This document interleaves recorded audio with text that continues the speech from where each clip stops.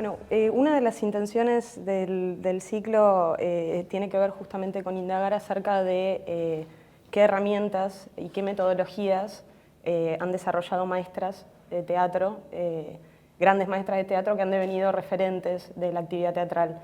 Y bueno, como imagino que maestra, parafraseando la famosa frase, maestra no se nace, se hace, quería preguntarte acerca de tu propia formación, de tus orígenes, digamos, tus inicios.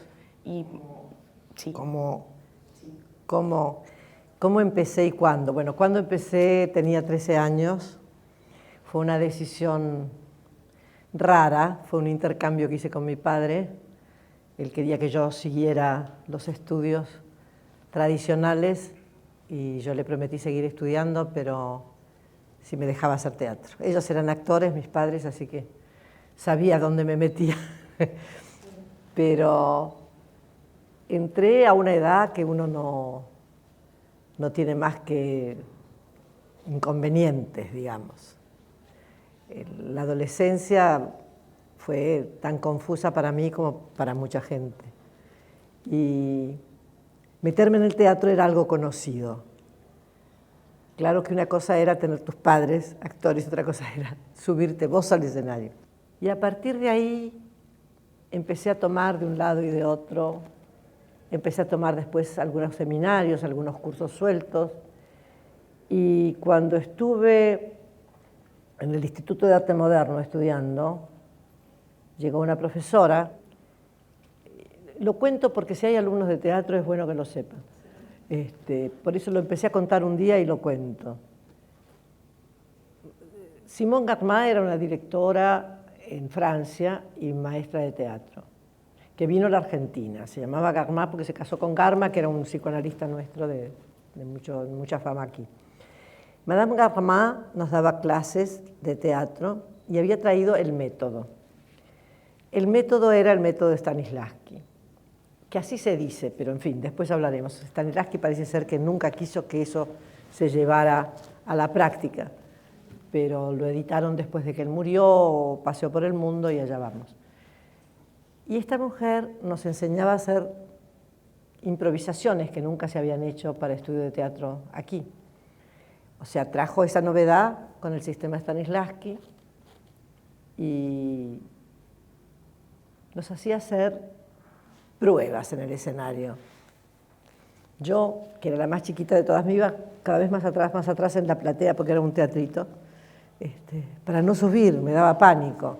Me parecía que era genial ella, hablaba un poco francés y castellano, así que era un ser rarísimo, europea, una señora muy elegante, y un día nos dio un ejercicio, bueno, que me hizo subir con todo un grupito.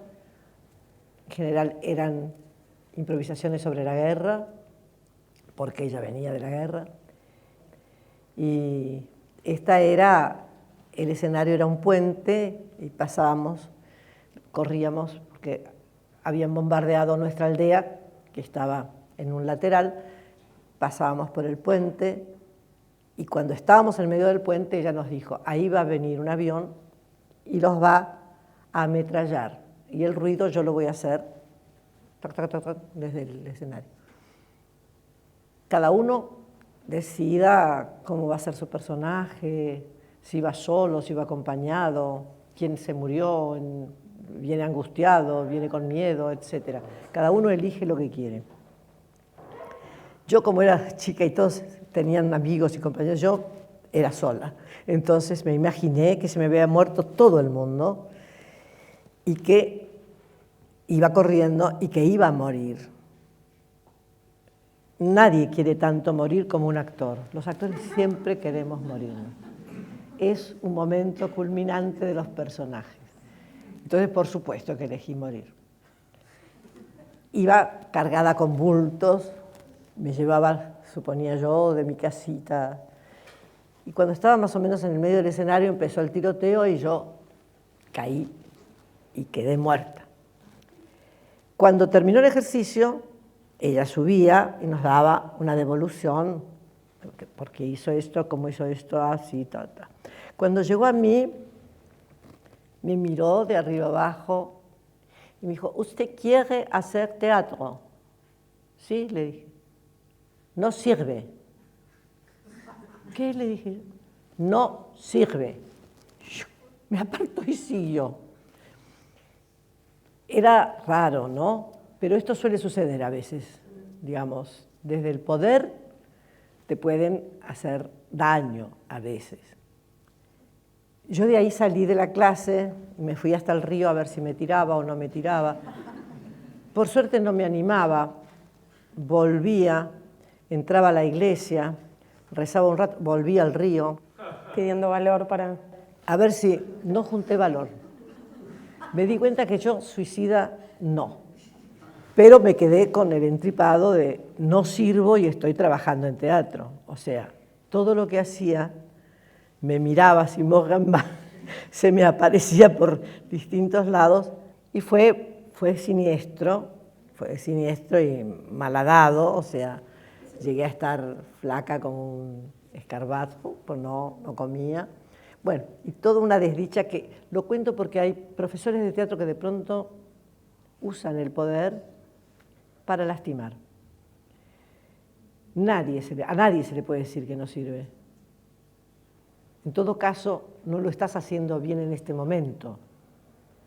O en todo caso, hay que corregir cosas. O tenés que esforzarte en la técnica. O tenés que dejarte ir a ver qué pasa con este personaje que estás armando.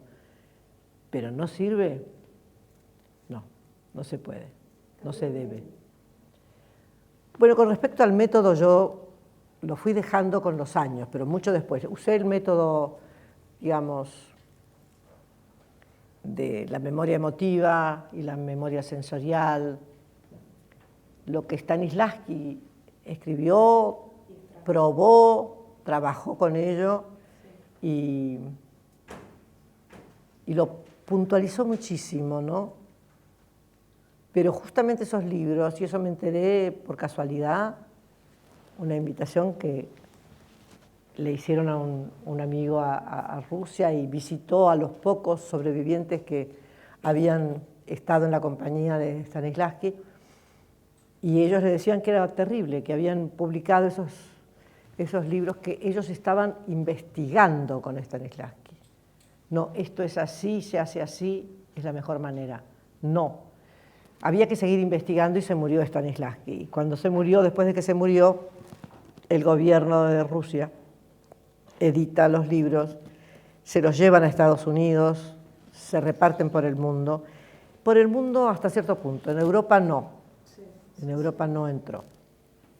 De hecho, bueno, vos has dicho que, digamos, puede empujar a una alteración, digamos, a un estado de alteración a un actor.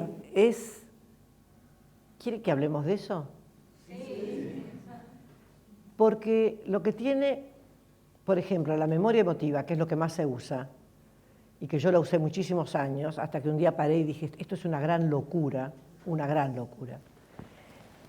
es utilizar tu propia memoria para trabajar un personaje.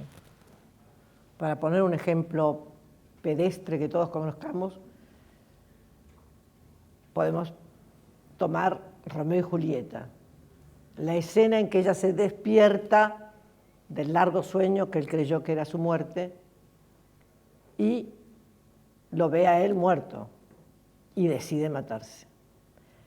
Antes de matarse dice pocas palabras, pero las que dice son terribles. El corazón se le hace un nudo, no puede hablar, o sea, está en un estado emocional muy fuerte. En una clase con memoria emotiva, ¿qué le decimos a Julieta? A ver, ¿qué podés recordar de tu vida que sea tan terrible, que te haya dejado en el estado en que está Julieta en ese momento? Que lo padezcas. A ver, entonces, bueno, se crea todo un clima, todos los otros estudiantes están pendientes, el maestro también. La que hace Julieta empieza a tratar de recordar, la ayudan con memoria sensorial, qué olores había, cómo era el lugar, quién era. Y de pronto a ella se le había muerto la mamá, a esta alumna. Entonces piensa, lo que más triste fue en mi vida fue la muerte de mi madre. Entonces empieza a pensar cómo se sentía, qué le pasaba, la angustia que tenía, cómo expresarla, y termina llorando, acongojada, y la maestra o el maestro, ahora a ver, trata de tirar el texto de Julieta y ahí se va enredando un poco su propia situación con la de Julieta, aprovechando el estado en que ella está. Bien, termina esa escena y como ha llorado tanto y todos han llorado, aplauden, esa clase fue magistral, fue maravillosa, fue estupenda. Hay que hacerla al día siguiente. Vamos a ensayar esta parte. Ella vuelve a repetir. Dice el texto de Julieta, qué bien salió, qué maravilla. La voy a hacer corta. Esto se va repitiendo y llega un momento en que piensa en la mamá y no le pasa nada. Ni en el escenario en la clase, ni en su casa. No hay memoria que resista pisotearla todos los días un rato. Y la verdad, esas memorias son sagradas, las nuestras. Y uno puede haber sufrido y dolido del corazón por un amor que se le fue, por una madre que se le murió, por un tío que le pegó una paliza, por lo que sea. Pero eso somos nosotros, no el personaje. ¿Cómo es que se pueden entrenar los sentimientos? ¿O cómo es el método que finalmente una vez que abandonas el método, perdón? Si abandonas el método no es los sentimientos lo que tenés que entrenar, te tenés que entrenar vos. O sea, un actor tiene que estar muy bien entrenado, físicamente, en todo sentido. Y después llegar a los sentimientos es un último paso, donde ya uno ha hecho una labor de detective con la obra, siguiendo al personaje desde yo persona. Estoy estudiando a esta otra persona que está escrita acá. Una investigación profunda, sin tomar partido para nada, sin ser juez de nada ni de nadie. Como actor, lo que está prohibido es ser juez. Y después de desmenuzar, uno empieza a pensar, bueno, la verdad que podría gustarle tal cosa, cuando el personaje dice tal otra, esto no le cae bien porque después pasa, o sea, seguir el análisis ya más cercano al personaje. ¿Se pondría un saco negro? No creo. Por esto y esto que pasa después, lo que le dicen, o sea, empezamos a armar al mismo tiempo qué zapatos me pongo para ensayar, con a quién tengo que mirar en este momento que estoy yéndome para siempre de la casa. ¿A quién? ¿Qué es lo que voy a extrañar? ¿Qué es lo que voy a querer cuando me vaya? O sea, puras acciones del personaje, limitadas nada más que por uno mismo. Uno debe sacarle los límites y entrar a imaginar. Ahí es donde uno se pierde. O sea, en parte es una comprensión profunda del texto y en parte es la imaginación. Y la imaginación empieza a trabajar para armar a una persona, porque los personajes son personas. Estoy diciendo una estupidez que todos saben. Pero lo que es difícil como actor es separarse de uno mismo y empezar a armar una persona, como si uno fuera Dios. ¿Y cómo camina? ¿Cómo camina si está llena de miedo?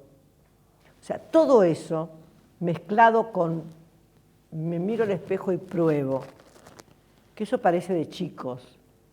Un actor puede hacer cualquier cosa para tratar de encontrar por dónde entrar a un camino incierto.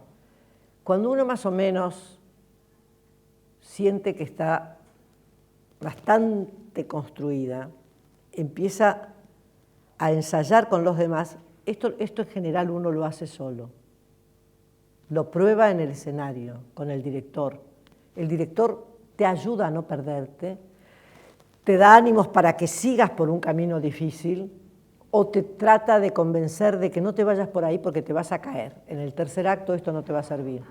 O sea, 1000 maneras de llegar a hablarte con tu compañero como si ella ya no fuera ella, sino que ella era mi hermana. Esto, que parece demencial, sucede si uno tiene muy entrenado el instrumento, porque vas necesitando distintas técnicas para distintos momentos y distintas edades de tu vida y se te van ocurriendo distintas cosas. Es interesante saber que está sujeto todo esto que digo con la técnica. En una clase no te van a enseñar a tener talento, ni te van a poder decir si sos genial, ni tiene sentido que te lo digan. Lo que tiene sentido es que te ayuden a armar una gran caja de instrumentos donde vos puedas ir a buscar, saques el conejo, saques los pañuelos, la galera, en fin, todo lo que necesites. Y lo puedas llevar a cabo caminando por el escenario como si fuera tu casa, pero no como si vos fueras vos.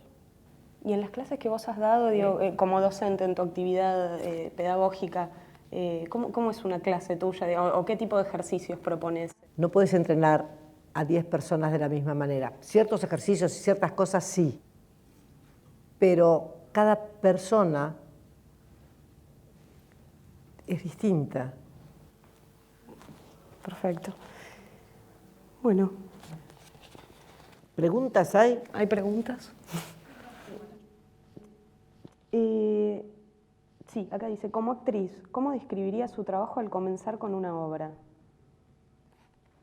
Nunca sé por dónde voy a empezar ni qué me va a convenir.